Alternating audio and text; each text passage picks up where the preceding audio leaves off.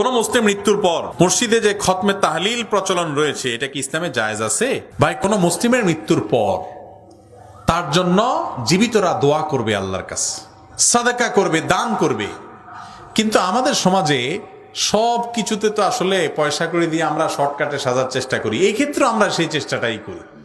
কিছু মৌলবী, কিছু হুজুরদেরকে কিছু টাকা পয়সা দিয়ে ভাড়া আনি, হুজুর আপনারা মসজিদে বসে একটু এই খতমটা পড়ে দেন, ওই খতমটা পড়ে দেন, টাকা পয়সা হুজুররা বাক্সক করে নিয়ে পড়ে দেয়, সওয়াবটা ওই লোকের জন্য পাঠায় দেয়। আমি বলি এই টাইপের দোয়ায় আম সালা দুইটাই যায়।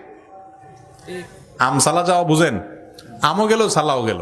কিভাবে আম সালা দুইটা গেল? আল্লাহ রাব্বুল আলামিনের নিয়ম হলো, সুন্নাহ হলো, ওয়া আল্লাইসা লিল ইনসানি ইল্লা মা সাআ। মানুষ যেটা নিজে আমল করে সেটাই সে পাবে, এছাড়া আর কিছু সে পাবে না।